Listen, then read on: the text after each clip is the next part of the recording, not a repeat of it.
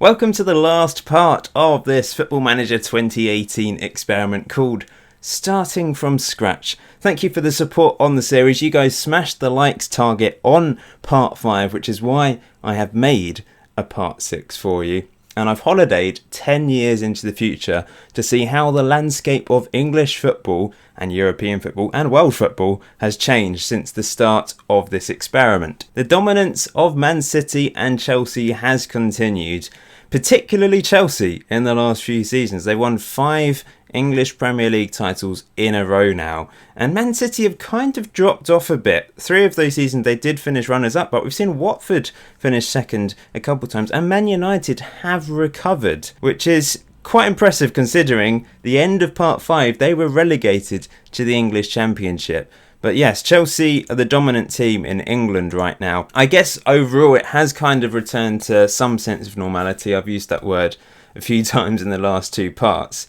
But it's interesting that we haven't seen Liverpool really recover, or Arsenal. Spurs have turned into generally a championship team. They were actually promoted for the first time in many, many years since that relegation in 2023. They've spent all that time in the championship until last year, only to be relegated this season, bottom of the table. Liverpool, kind of a mid-table team now.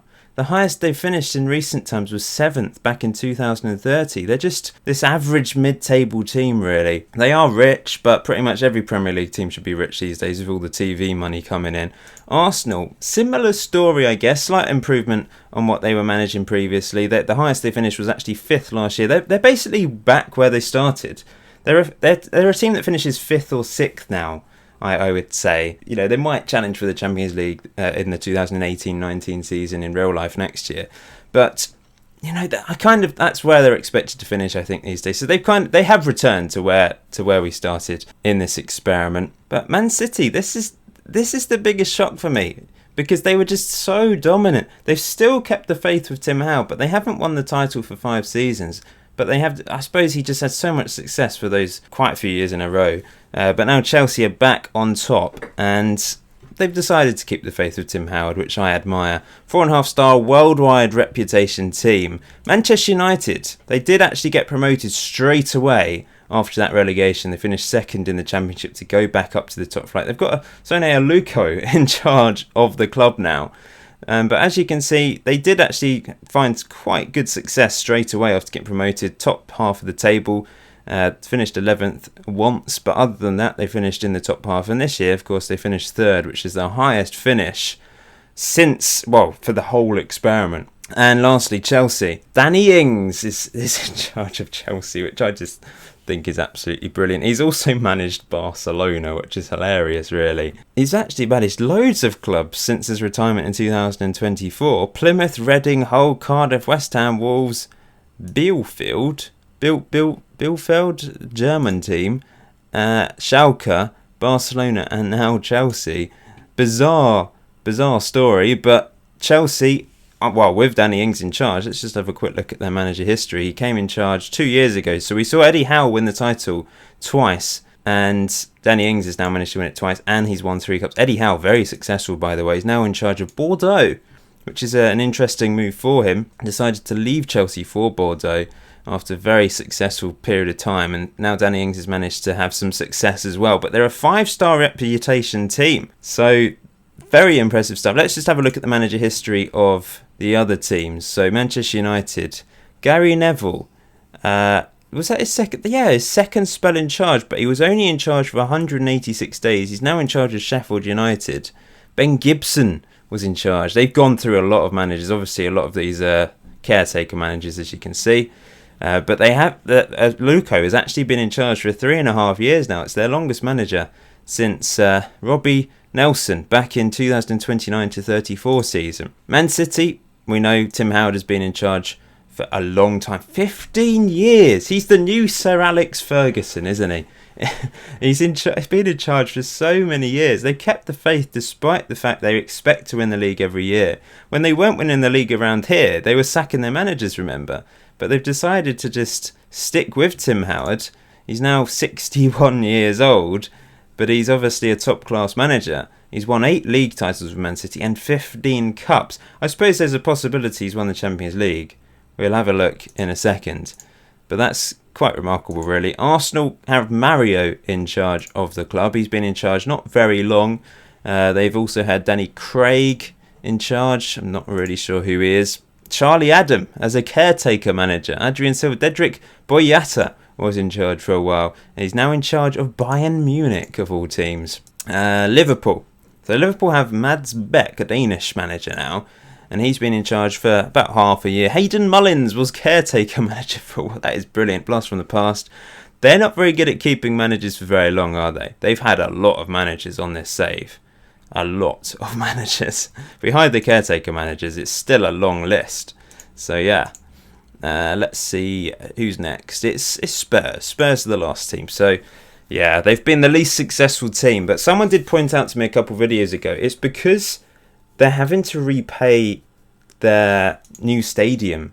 Basically, they've got this massive loan, and I think they're paying like £15 million a month to repay the stadium, meaning at the start of this experiment they just couldn't rebuild because of that money going out of the club every month. I think that's been the biggest problem for Spurs. It's why we didn't see them spending any money in the transfer window, really. Now, they've had a lot of managers as a result of not being very successful, but Anya has actually been in charge for over 4 years now. Now, he got them promoted. They've been relegated again, but it seems like they've decided to stick with him for the next season. But we won't see what happens. You can just imagine what happens in the future. I will upload this save file, actually, from the 2040. Put it in the description below. I did upload the database to the Steam Workshop. I think I put the link in part 4 for those of you interested on playing on this database. When looking at the competition reputation, the English Premier League is 3rd in Europe now, behind the German Bundesliga and Ligue 1. Wow. That's a surprise. La Liga down in 4th place with Serie A in 5th. That is a surprise, really. That's the European rankings, nation rankings, nation coefficients for you, nation club coefficients. So this is what has an impact on how many European places you get. This is the qualification places. So England does have 4 places in the Champions League now. It's France, Germany, England and Spain all have 4 each. Wow. We've seen some interesting winners of the Champions League.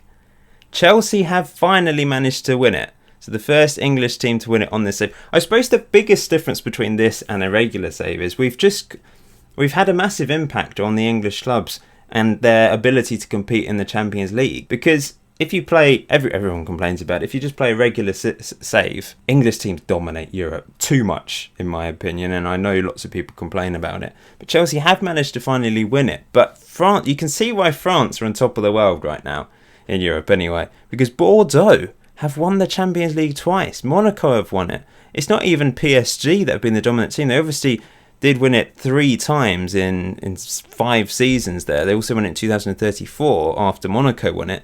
But Bordeaux, that's why Eddie Howe went there. He's one of the best managers in the world. He left Chelsea to go to Bordeaux, a 5-star reputation, rich team. That is intriguing. I mean, this is just completely random. It's no relevance to what we have done on this experiment. But you get it sometimes. You go far into the future and a team just emerges from nowhere. Because that's what happens in real life, doesn't it? I suppose Bordeaux have been bought out. They've got some big value players here, some excellent world-class talent in there as well. 2 very good goalkeepers, one of which is that Belgian goalkeeper, and this chap as well, who looks exceptional. So Bordeaux have turned into a dominant team in Europe. Marseille have also managed to win it. So something strange has happened in Ligue 1, because, I mean, it's not all about PSG. PSG continue to win the league, but Bordeaux have won it twice. Monaco have won it. We've seen Marseille win the Champions League. There's a lot of rich clubs in France. Will this happen in real life? I don't know. I mean, France have obviously just won the World Cup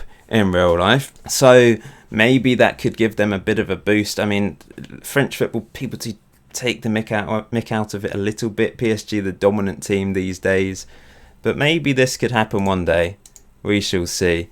I guess, I mean, if this was real life, TV money would be flowing into France right now. The Premier League would be ignored. Maybe not quite ignored, but it wouldn't be up there with the French League, which is the #1 league in Europe right now. Euro Cup wise then, we saw Man City and Chelsea win this, but since then we haven't seen an English winner. Schalke have won it 3 times. Barcelona and Real Madrid have won it, because they can't win the Champions League. They've dropped down to this level.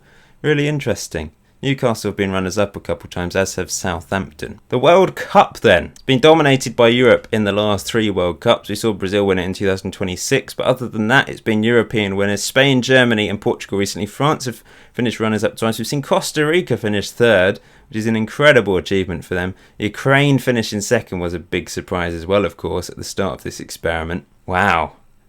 Anyone from Scotland watching this? Look at this. You're European champions. You beat France. Wow, what an achievement. So we've seen Belgium, Italy, Portugal, Germany and Scotland win this competition.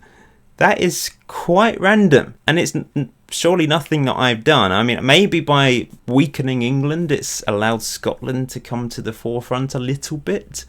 I don't know. I mean, they don't have an exceptional team. They don't have any world-class players in there, but they've obviously got some very good players, and they obviously work very well as a team.